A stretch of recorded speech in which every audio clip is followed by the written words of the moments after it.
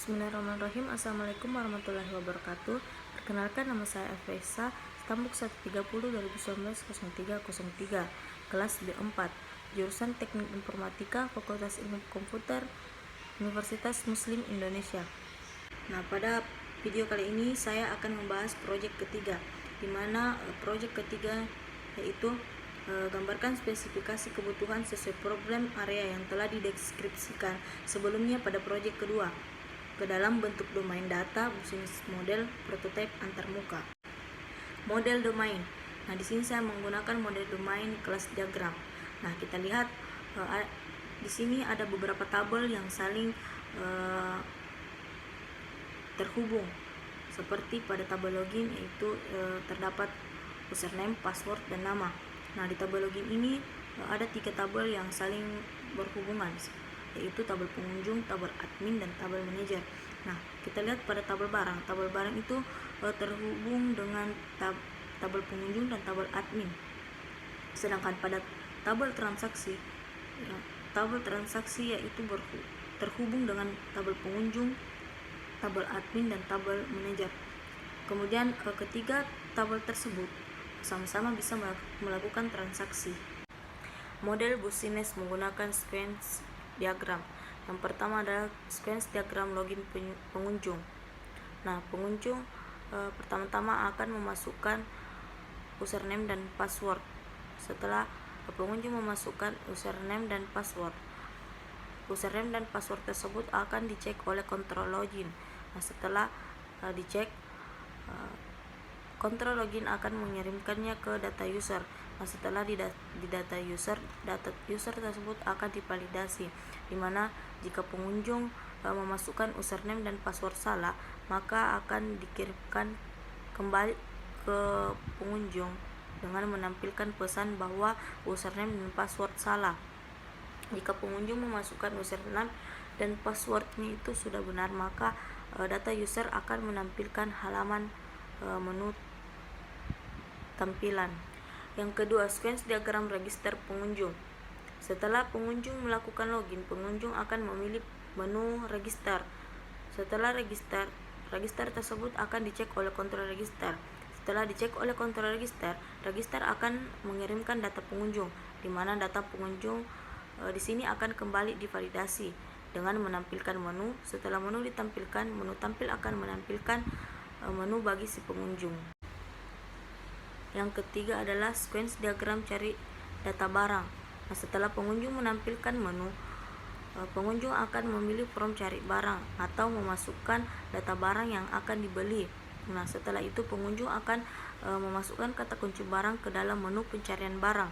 Nah, di menu pencarian barang ini akan divalidasi kembali. Jika barang tidak ditemukan, maka akan dikirimkan kembali ke pengunjung dengan menampilkan pesan bahwa barang tersebut tidak ditemukan atau barang kosong.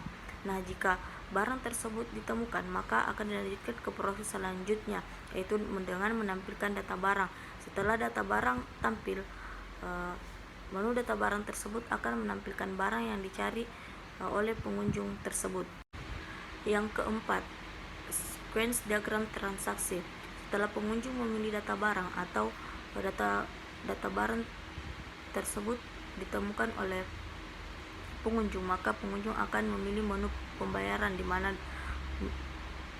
di dalam menu pembayaran ini ada beberapa metode pembayaran, yaitu pembayaran tunai, pembayaran melalui kartu kredit, dan pembayaran melalui debit. Nah, jika pengunjung memilih pembayaran melalui kartu kredit, maka pesan tersebut akan dikirim ke objek kartu kredit dan akan divalidasi dengan menambahkan info kartu kredit. Nah, setelah itu akan mencetak struk. Kemudian ia akan mengirimkan struk pembayaran berapa total harga yang akan dibayar oleh si pengunjung. Yang kelima adalah sequence diagram update data barang, di mana update data barang ini biasanya dilakukan oleh admin. Nah, yang pertama-tama admin lakukan adalah memilih menampilkan menu. Setelah itu admin akan memilih objek update data. Setelah itu admin akan mencek kode barang yang akan diproses oleh kontrol data barang. Setelah dicek, kontrol data barang akan mengirimkan update data barang ke update data.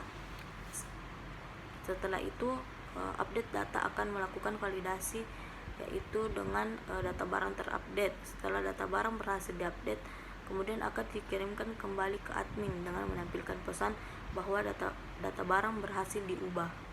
Yang terakhir adalah schematic diagram cek data transaksi, di mana cek data transaksi ini biasanya dilakukan oleh manajer.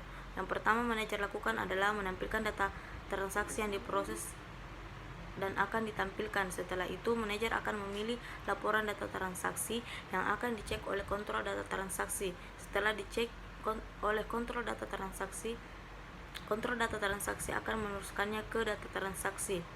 Setelah itu akan dikembalikan ke kontrol data transaksi dengan data transaksi ditemukan. Setelah menampilkan laporan data transaksi, laporan data transaksi akan menampilkan transaksi dan akan dilihat oleh manajer, yang dapat dilihat oleh manajer. Prototipe antarmuka yang pertama adalah logo. Nah, dalam logo Shopee sendiri diwarnai dengan warna orange yang diartikan sebagai warna yang hangat, mempunyai daya tarik dan meningkatkan daya minat pembeli. Gambar keranjang ini mengartikan keranjang belanjaan dan S adalah simbol dari Shopee. Yang kedua adalah tampilan utama pada aplikasi Shopee. Kemudian yang ketiga adalah tampilan pencarian barang. Kemudian yang keempat adalah tampilan proses pembelian. Kemudian yang kelima, tampilan pencarian barang. Yang keenam adalah tampilan proses pengiriman barang, dan yang ketujuh adalah halaman pencarian barang.